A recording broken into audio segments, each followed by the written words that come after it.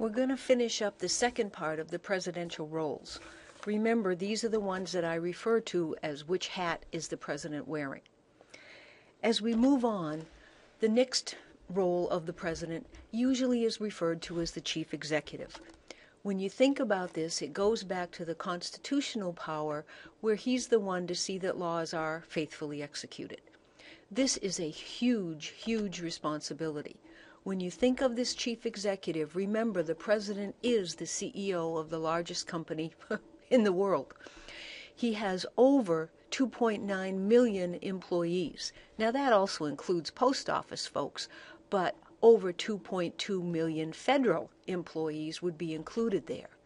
Then you have an additional 1.4 million in the military, because again, he is the executive of the military.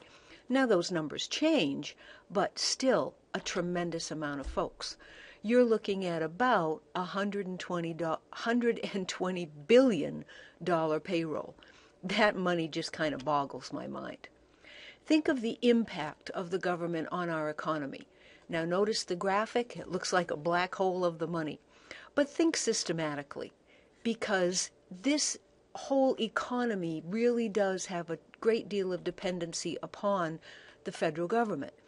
If we included folks who were dependent on government contracts, as well as folks who get grants or administer grants, we would be looking at probably a minimum of 7 million people that are involved with the federal payroll.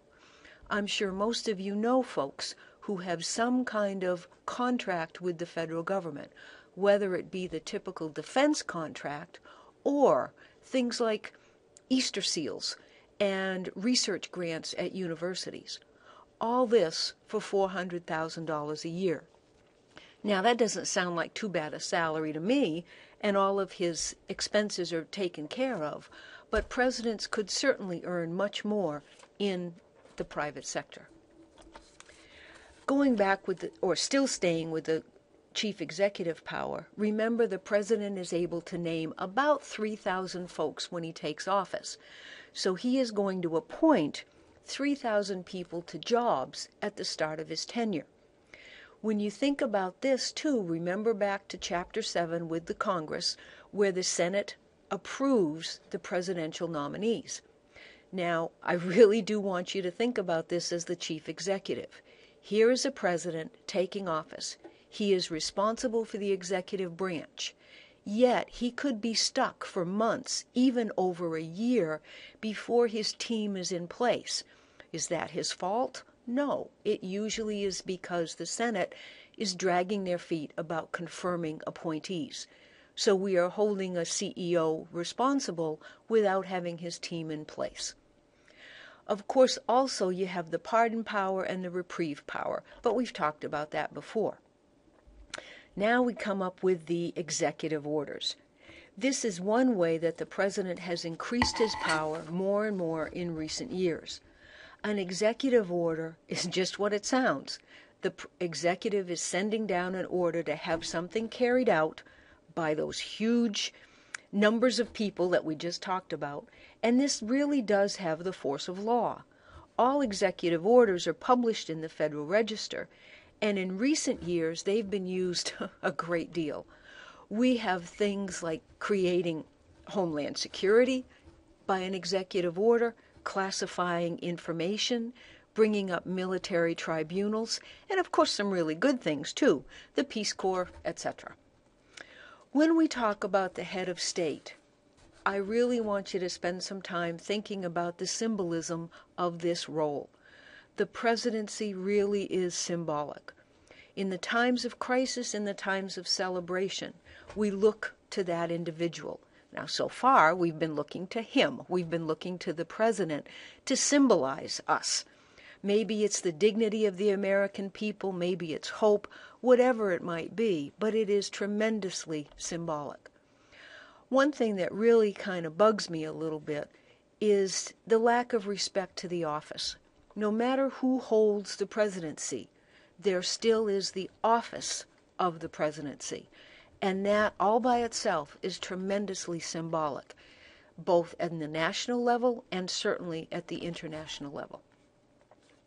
The sixth role, the sixth hat that the president usually wears is called the shaper of public opinion. Sometimes you'll see it referred to as the popular leader.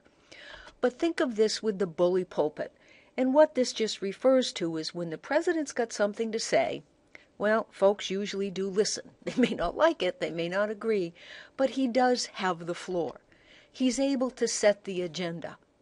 Now, why do you see a graphic of a couple of picture frames here?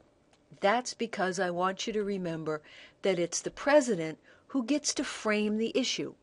If he is able to bring up something that occurs, something that he wants to occur, and he's the first one to bring it up, he brings it on the media, he gets the attention, he is able to frame the issue. Now, if you go back to our media chapter, that should refresh your memory. That's kind of a hint, don't you think? When you think of this, the skills of a president as far as a communicator, as an orator, really are important. This is part of the charisma that is certainly required, at least in the modern presidency. Lastly, at least for us, now remember when I started this, I said that the text may list these in a different order, they may use a little bit different terminology, and they could even add in some that I'm skipping. So by the time of the exam, you would want to put these together with the text material. Okay, last one, party leader. This is a power, a role that really has been lessening in modern times. The political party machinery still does report to the president. It's usually his choice who will become the national chairperson of whichever political party he's with, but not always. There's a huge but with this. And again, think back to previous information. As interest group powers have increased, as the PACs, as the money coming in, have come from other places than political parties, the power of the political parties, and thus the power of the president under this role, have lessened. Even his own party can block him. Think of times when the president has wanted to campaign in the states, and those running for offices from the states have said, no, thank you, Mr. President, we'd just as soon distance ourselves from you. We have recent examples of that, and I'm sure we'll have some more. So when we think of the roles, I want to add one more thing that I don't think the book did too much on, and that deals with presidential resources. I just want to list down a few things and have you think about how they can be used by various presidents. And remember, each president brings his own personality to the office, so the resources could be utilized differently. One of them is the vice president. Now, in times past, this was a pretty inconsequential office. Today, it has gotten much more important. Seldom does the vice president go on to become a president, but yet in our times we've seen the vice president take on more of an advisor role, and usually will pick one or two issues where the vice president really kind of steps up and carries the ball and lets the president focus on other things. And you already know that, of course, the vice president will succeed the president in case of death, resignation, or incapacitation. The cabinet as a presidential resource varies again by president. This is not in the Constitution. This is something that has evolved.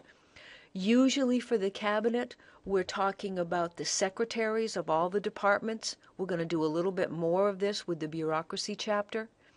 And then some other officials that will be involved. So think of anybody that's got secretary in front of their name, and then you add in national security advisors, some of the generals, some of the Joint Chiefs of Staff are certainly going to be involved in this.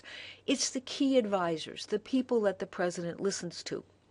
And even with a cabinet of about 15 to 25 people, each president picks a few of those folks who will have really close access. For some, it might be the Secretary of State. For others, it might be a national security advisor or two, and that's going to vary. When you think again of the resources, don't forget the executive office of the president.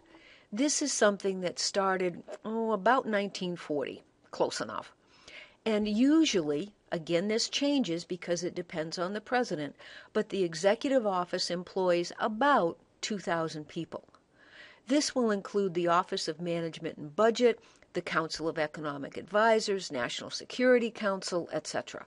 We're going to talk a lot more about the OMB, Office of Management and Budget, in coming weeks. The White House staff is also something that we forget about. The White House staff usually is around 600 employees that work, as you can figure out, directly in the White House. That budget usually runs a good $7 million. Another resource is the First Lady. Now notice I've got pictures up here of Barbara Bush, Jackie Kennedy, and Michelle Obama. Do you notice one thing in common? Check out the pearls. It seems to be a standard piece of equipment for the First Lady. But again, these roles have varied. There's certainly a very strong social role required, and most First Ladies have taken some kind of issue and picked one or two things to become a public advocate about, and that depends on the First Lady. We've had examples of very quiet and weak First Ladies, and others who are very, very outspoken and powerful. I wonder what's going to happen when we have our first female president. Will we have an office of the First Gentleman instead of the office of the First Lady? Another resource is the public itself. By this, we're usually referring to the power of the president to go over the heads of Congress, to refer or to defer directly to the popularity. If he is a very popular president, he can ask the public to contact Congress, can really try to showcase and get many of his policy goals done. If it's a very divided public, or if his popularity is, let's say, less than stellar, this resource tends to lessen. I'd also add in here various interest groups. Every president seems to have a few interest groups that are very connected with them. It might be a labor union interest group, it might be the oil interest group, but you usually see a few that are closely connected with the president. Congress, how can this be a resource? Well, a lot of this time it's because if the president and Congress are of the same political party, then obviously that could be a great resource for the president. One thing that has happened, especially since about the 1930s, has been Congress delegating a great deal of statutory authority to the president, almost as though they've said, you do it. Who knows? This could change. Lastly, yes, I do mean lastly, the last resource is the media. Now remember, the media has grown. We're not talking just typical news and papers anymore. The power of the White House, the power of the presidency to use Twitter, to use Facebook, etc., to connect with folks on the net has grown exponentially. But even with the traditional media, we have folks, the White House press secretary, the White House director of communications, which are extremely important.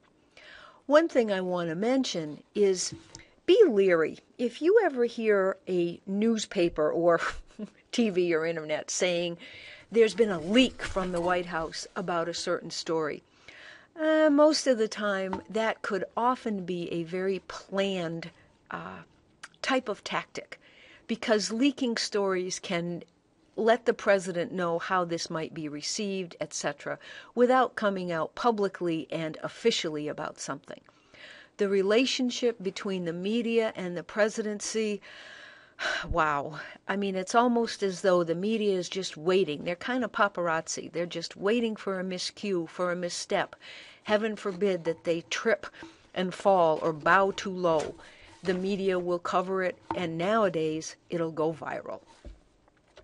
There you've got it. The 7 hats that the president wears and more. Enjoy.